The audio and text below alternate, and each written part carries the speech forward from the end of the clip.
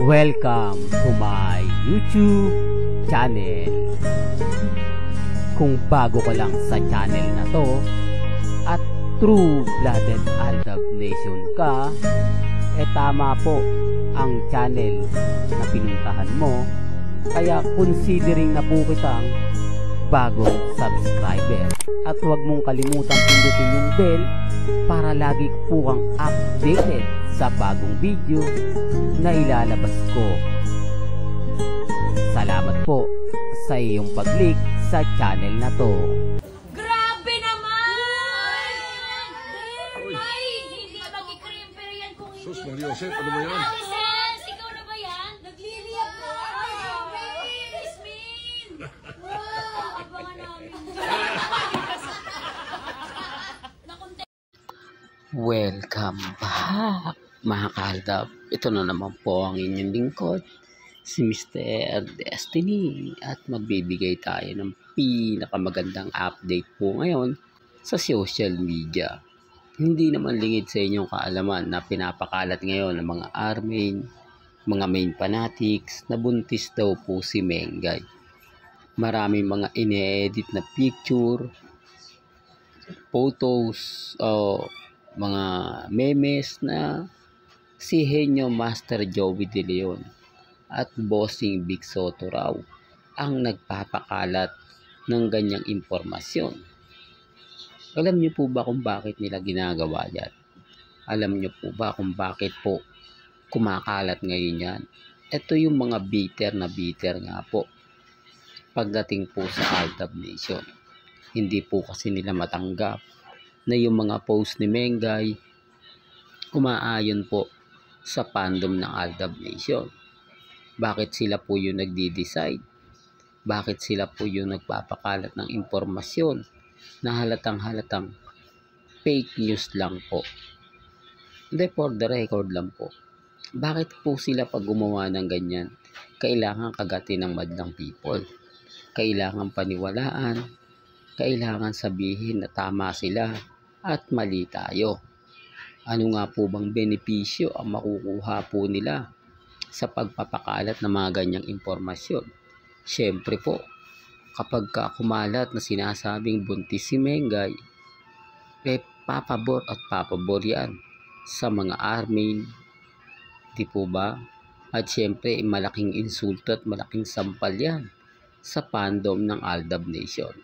Diyan nila unti-unting babanatan ang mga mamis at mga titas na nagpo-post sa social media. Uulitin ko, hindi po at malabo pong maganap ang mga ganyang pangyayari. Una sa lahat, imposible po dahil kung gugustuhin po talaga ng dalawa, hindi na po kailangan pang umabot ng 3 taon, dapat may anak na po sila. Marami pong celebrity ang ikinasal na talagang nagkaroon na agad-agad ng anak. Maliban lang po sa kina Mengay at kay Congressman. Bakit? Sabi ko nga po sa inyo, sarsuela lang yan. Matatapos din yan. Diba? Makikita naman po ninyo at mapapanood at malalaman ang buong istorya pag dumating nga po yung tamang pagkakataon, yung tamang panahon na lagi ko naman pong pinapaliwanag at lagi kong sinasabi. Lalo na nga po ngayong mainit ang issue kay Bossing, at syempre na kay Bossing din po nanggagaling ngayon yung issue na buntis. Bakit? Dahil nga po sa issue na pinapatigil nga po raw ni Bossing na maipalabas sa publiko ang kay Pepsi Paloma story, na yung iba naman po na nasasabi natin na taktika lang po yan para mag-hype at panoorin ang pelikula ni Pepsi Paloma. Dahil dun daw sa pelikula, malilinis daw po ang pangalan ni na Bossing Big Soto at yung mga ilang kasangkot sa pagkamatay nga po ni Pepsi Paloma. Yan base lang naman po sa mga nakakalap natin. Base lang po sa mga nakukuha nating impormasyon na talagang mapapaisip naman po kayo kung sino naman nga po ba talaga ang nagpapakalat ng ganyang issue. Hindi naman lingid sa inyong kaalaman na na-interview si Bossing ni MJ Marfori at isa sa mga katanungan mga bagay-bagay po na para nga lang po sa pelikula at never po itong tinanong kung totoo nga po yung mga sinabi niya patungkol nga po kay Maine Fulkerson. At una sa lahat, yung kaseksihan po ni Mengay. Papaano niyo pong masasabi na hindi nga po nagbabago yung katawan? Sexy pa rin. Di po ba? Kaya nga sabi sa inyo, bago po kayo maniwala, bago po kayo mag-react, tignan niyo po muna. Di po ba? Kasi yun po talaga yung sasabihin at yun po talaga yung ipaliliwanag nila. Sa dami kasi ng kwento ngayon sa social media, hindi mo na nga talaga alam kung sino yung paniniwalaan po ninyo. Hindi nyo na nga po talaga alam kung sino nga po ba nagsasabi ng totoo o fake news lang. Real talk to mga kaaldab, pero ang masaya po sa atin, si Alden Richards tahimik na po ngayon sa social media. Hindi tayo binibigyan ng mabibigat na kumbaga issue gaya nga po ng istorya kay Catherine at kay Alden na never na nga pong nakikita, never na nga pong nagkakasama. Kaya nga sabi ko sa inyo, tapos na nga po sila. Isa rin po sila sa nagpupush at kumbaga gumagawa ng issue para nga po mapataob na ang fandom dahil kalaban nga rin po ng number 1 ng Katnel ang Aldab Nation. Bukod po sa Katnel na binabanatan din po nila. Real talk to mga kaaldab dahil walang ganap si Alden ngayon at mayroon pa po itong kumbaga katatapos lang po na TV commercial ng Tide. Speaking of Tide, sino nga po ba nakakaalala niyan? Sino nga po ba ang unang endorsement niyan? Kaya nga sabi ko sa inyo, pansinin niyo po yung mga nagiging endorsement ni Alden Richards at ni Maine Fulkerson. Halos yung dalawa lang po talaga ang nagpapalitan. Kapag si Mengay inilisan, si Alden Richards yung papalit.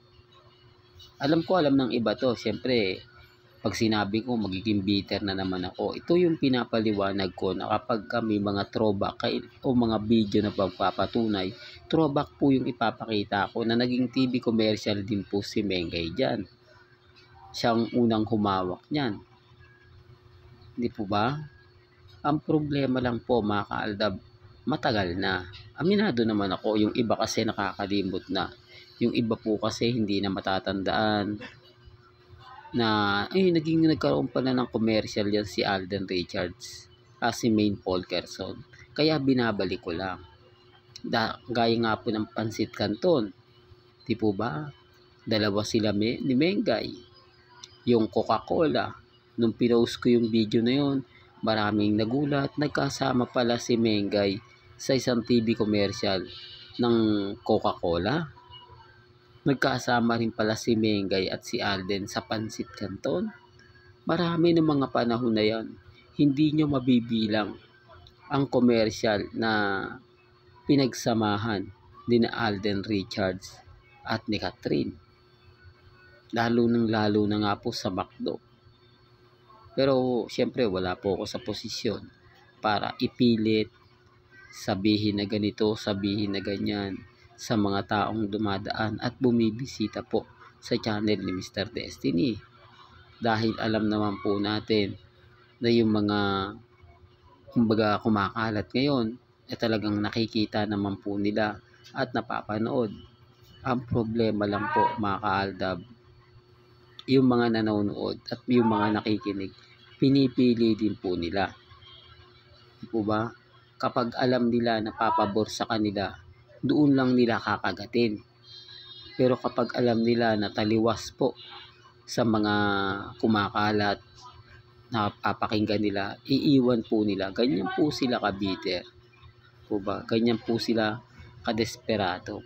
Sinasabi ko lang po ito, nililinaw ko lang po ito para lang po sa mga taong bitter po sa channel ni Mr. Destiny. Kayo na po humusga, kayo na po maghanap, di po ba, kung ano yung sa tingin po ninyong tama at mali. Hanggang dito na lang po ang ating latest updates. Kaya kung gusto nyo pa po ng pinaka-latest at sariwang update, abay tumutok lang po kayo dito po sa channel ni Mr. Destiny para updated po kayo sa mga latest at sa mga bagong video po na ilalabas po natin maya-maya lang.